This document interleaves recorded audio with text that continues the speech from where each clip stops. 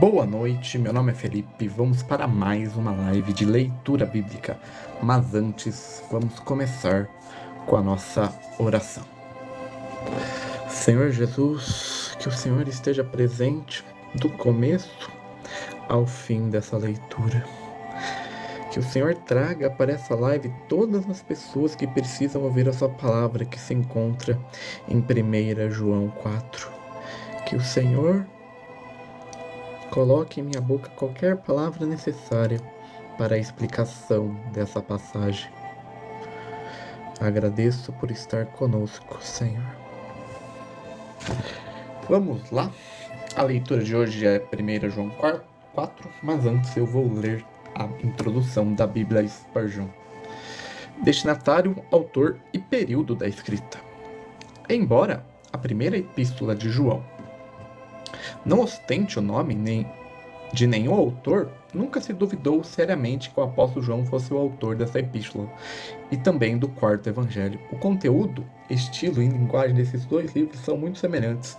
Os primeiros versículos da epístola mostram certo paralelismo com as afirmações iniciais do evangelho de João. Termos como luz e trevas, vida e morte, verdade e mentira, bem como o Filho único, são típicos para os livros. O autor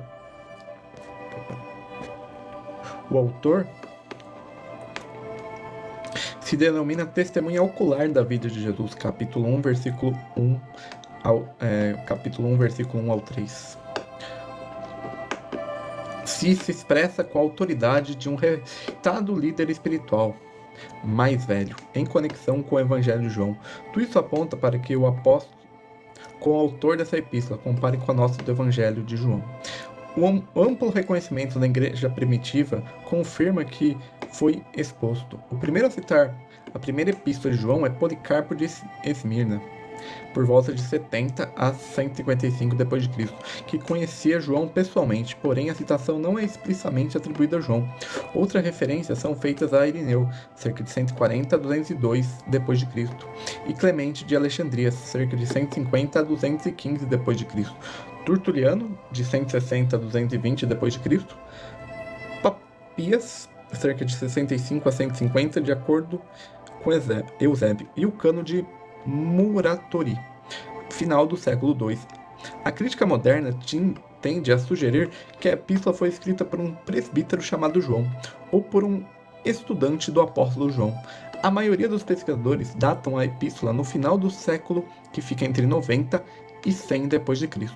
O Evangelho de João é datado na mesma época. Provavelmente não é possível afirmar se a carta ou o Evangelho foi escrita primeiro. A primeira epístola não menciona nenhum destinatário. No entanto, muitos pesquisadores consideram os destinatários um dos cristãos da Ásia Menor, mas a epístola tem um caráter universal. Assim como a epístola de Judas, a epístola de João se difere a todos os crentes. Há frequentes expressões filhos, capítulo 2, versículo 1, 12, 28, e no capítulo 3, dos versículos 7 e 18, e no capítulo 4, os versículos 5, 6, 4, e no capítulo 5, versículo 21. A palavra grega teknion, queridos filhos e filhinhos, capítulo 2, versículo 13 e 18, o grego paidon, criança pequena, são impressionantes. Além disso, a epístola contém uma terceira expressão em cada relação entre Deus e seus filhos. Capítulo 3, versículo 1, 10, e o capítulo 5, versículo 2. O grego teknekatel, filhos de Deus. A expressão irmãos, capítulo 2, versículo 7, capítulo 3, versículo 13, e amado, capítulo 3, versículos 2 e 21, e capítulo 4, versículo 1, 7 e 11. Testemunha a afeição que o autor liga, testemunha a afeição que liga o autor ao destinatário da epístola, assunto e finalidade da escrita. A primeira epístola não apresenta nenhuma indicação de um autor nem destinatário. Também estão faltando saudações e outras mensagens pessoais. Por isso que alguns sugerem que não seja... sugeriam que não se trate de uma epístola, mas de um sermão, homilia ou tratado.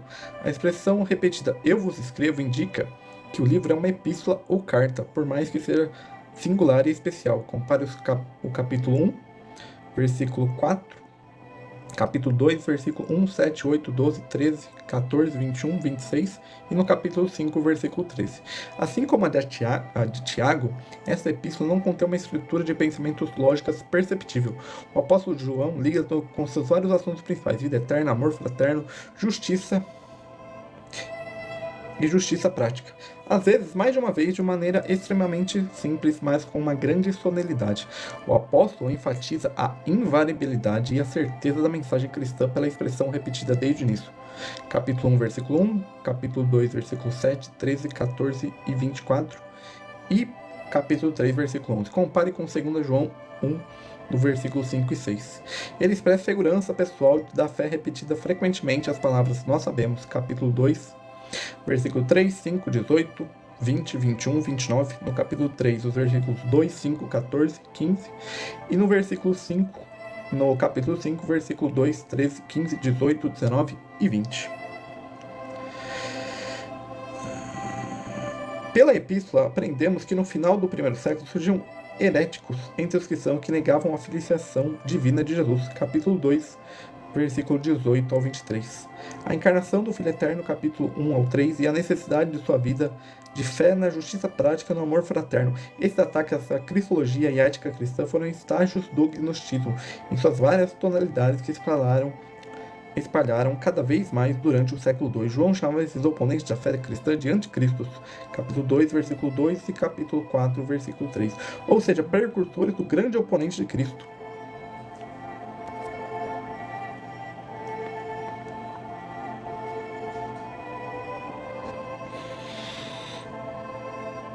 Ou seja, nos últimos dias após o arrebatamento da igreja. Compare com 2 Tessalonicenses 2,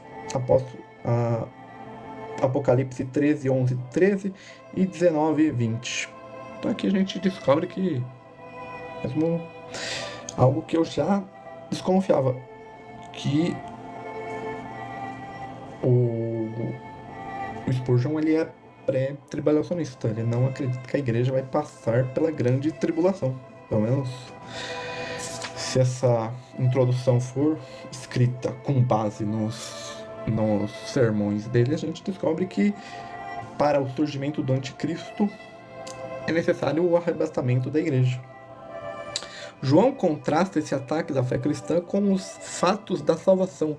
Ele diz que Cristo, o Filho Eterno de Deus, a própria vida eterna, havia chegado e que eles que nele creem recebem a vida eterna e a filiação de Deus. Ao mesmo tempo que ele se refere aos testes pelas quais se alguém tem a verdade e vida de Deus. O objetivo da epístola é expresso no capítulo 5, versículo 13. Essas coisas escrevi a vós que credes no Filho de Deus, a fim que sabeis se tendes a vida eterna, e para creis no nome do Filho de Deus. O Evangelho de João descreve a revelação da vida eterna em Cristo, a palavra encarnada.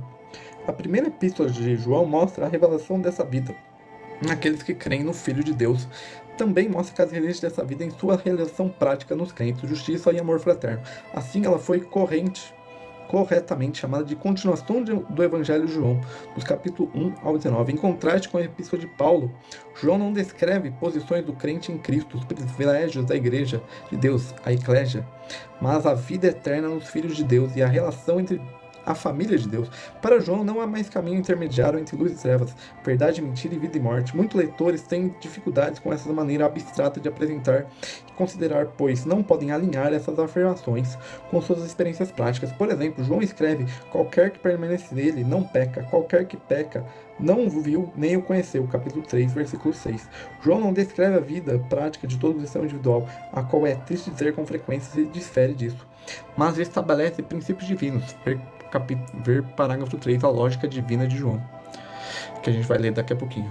João também mostra testes para a vida prática dos cristãos angustiados por falsos mestres. Ele frequentemente refere a palavras introdutórias. Se dissemos, capítulo 1, versículos 6, 8, 10 e 10, capítulo 2, os versículos 4 e 9 e no versículo 20 do capítulo 4.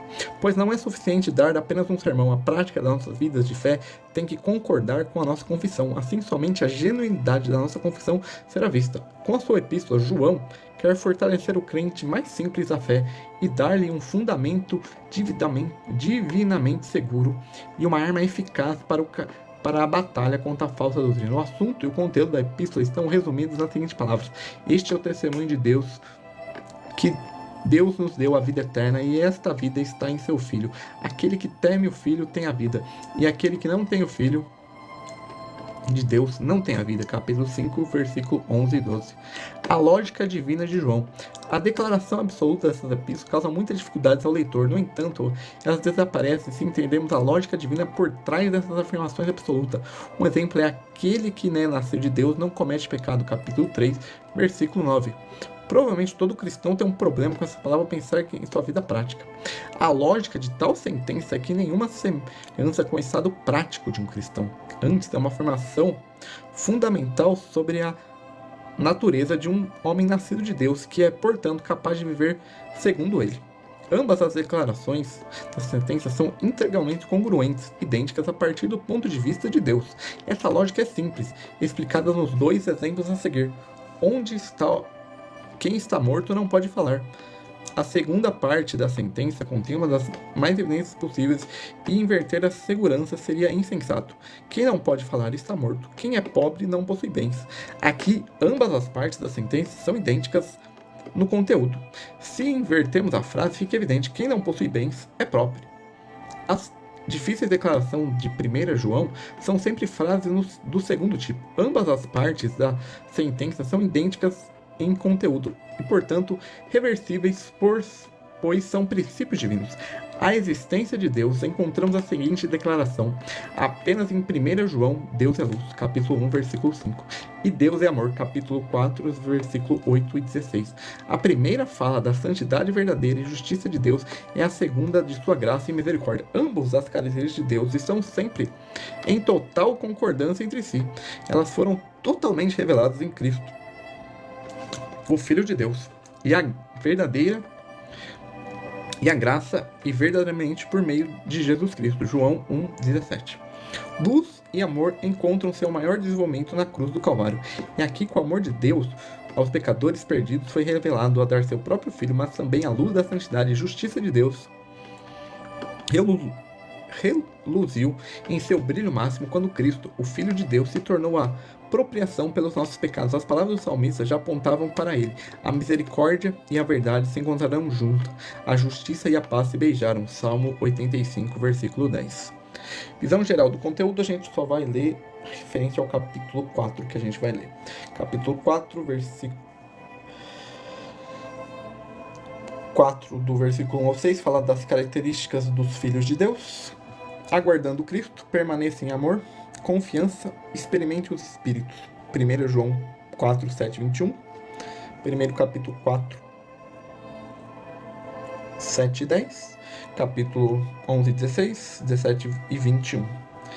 Então essa é a introdução da Bíblia Spurgeon, da primeira carta de João. Agora a gente vai ler a versão da Bíblia, a mensagem da primeira carta de 1 João, capítulo 4. Você que tem a sua Bíblia, abra e vamos ler juntos. Pode ler na versão que você tem. Você vai perceber que a linguagem da Bíblia, a mensagem é um pouco diferente das Bíblias tradicionais, como a King James 1611, que é essa versão Spurgeon, até atualizada, porque ela não é uma tradução da Bíblia, ela é uma paráfrase. O que é uma paráfrase? É quando você junta um monte de frases e torna ela com o mesmo significado, mas com palavras diferentes. E a Bíblia, a mensagem, tem essa linguagem mais, como eu posso dizer, mais introdutória, mais, podemos dizer, pastoral. Já foi escrita por um pastor, o Eugene H. Peterson.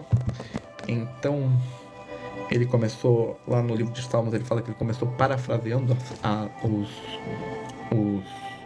Salmos, e então ele tomou a decisão de parafrasear a Bíblia inteira. Então ele traduziu para uma linguagem bem contemporânea, bem fácil de ler. Então, se você estiver na sua caminhada cristã no início, bem no início, quando você acha que nem a NVI, nem a NVT, talvez a NTLH, ela tenha uma tradução mais fácil, se nem essas você consegue ler, vá para a Bíblia, a mensagem que eu tenho certeza que você vai ler. A versão que eu tenho é uma versão de estudo reduzido, ela só tem a introdução dos livros, mas tem uma versão que tem comentários, tem orações do pastor Eugênio H. Peterson. Mas vamos para a leitura. Não creiam em tudo, meus queridos amigos, não creiam em tudo que ouvem. Cuidadosamente os que os outros examinem cuidadosamente os que os outros dizem. Nem tudo que o mundo fala de Deus vem de Deus. Há muitos pregadores mentirosos mundo afora. Queremos saber como identificar o genuíno Espírito de Deus? Quem confessa abertamente sua fé em Jesus Cristo, o Filho de Deus, que veio como uma pessoa real, de carne e sangue. Aqui a gente vê João combatendo o que fala na introdução dos gnósticos, que não acreditavam na encarnação de Jesus em carne e osso. Aqui fala carne e sangue.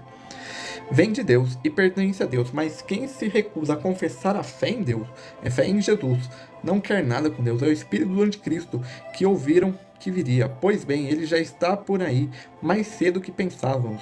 Meus filhos queridos, vocês vêm da parte de Deus e pertencem a Deus. Vocês já obtiveram uma grande vitória sobre esses falsos mestres, pois o Espírito que está em vocês é mais forte do que qualquer coisa no mundo. Essas pessoas que pertencem ao mundo, que negam a Cristo, eles falam a linguagem do mundo e o mundo os escuta. Nós não viemos de Deus, mas nós viemos de Deus e pertencemos a Deus. Quem conhece Deus nos entende e nos ouve. Quem não quer nada com Deus, evidentemente não vai nos ouvir. Este é outro teste para diferenciar o espírito da verdade do espírito do engano. Então tem muito gente falando de Jesus aí, mas não passa de espíritos enganadores, em espíritos do anticristo, como João combateu lá no início da igreja. Deus é amor. Meus amigos amados, continuemos a amar uns aos outros, pois o amor vem da parte de Deus. Quem ama é nascido de Deus e tem um relacionamento real com Ele. Quem se recusa a amar não sabe o que mais importa sobre Deus, pois Deus é amor. Vocês não podem conhecê-lo se não amam. Foi assim que Deus demonstrou seu amor por nós. Deus enviou seu único Filho ao mundo para que pudéssemos viver por meio dele. É o que desse amor estávamos falando. Não que tenhamos amado a Deus, mas que Ele nos amou e enviou seu Filho como sacrifício para purificar nossos pecados e consertar os danos que eles causaram em nossos relacionamentos com Deus. Meus amigos queridos, se Deus nos amou assim, então devemos amar uns aos outros. Ninguém viu Deus, nunca. Mas se amarmos uns aos outros, Deus habitará no íntimo do nosso ser e seu amor será completo em nós, amor perfeito. Sabemos que estamos vivendo uma vida plena nele e ele em nós, porque ele nos deu a vida que procede da sua vida, que vem do seu Espírito. Além disso, vimos por nós mesmos e continuamos a afirmar que o Espírito enviou o seu Filho para salvar o mundo. Quem confessa que Jesus é o Filho de Deus participa de um relacionamento íntimo e estável com Deus. É por saber disso que abraçamos de coração este amor que procede de Deus. Amar e ser amado. Deus é amor. Quando passamos a habitar permanentemente no amor, vivendo uma vida de amor, vivemos em Deus e Deus vive em nós. Assim, o amor que tem o controle da casa fica à vontade e amadurece em nós e não temos mais preocupações com o dia do juízo. Nossa situação do mundo é idêntica à de Cristo. No amor, não há espaço para o medo. O amor amadurecido expulsa o medo. Considerando que o medo causa uma vida vacilante e cheia de tremores, medo da morte, medo do julgamento, podemos dizer que quem tem medo não está completamente aperfeiçoado no amor, mas nós podemos desfrutar o amor, amar e ser amado, pois primeiro fomos amados, por isso agora podemos amar. A verdade é que Ele nos amou primeiro.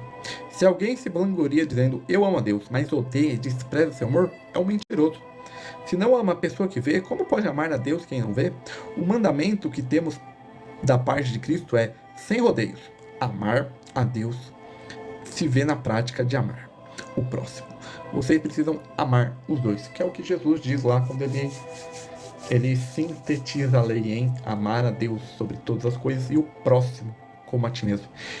Então essa é a leitura de João, 1 João capítulo 4, na versão da Bíblia A Mensagem. Espero que você tenha sido edificado por essa leitura.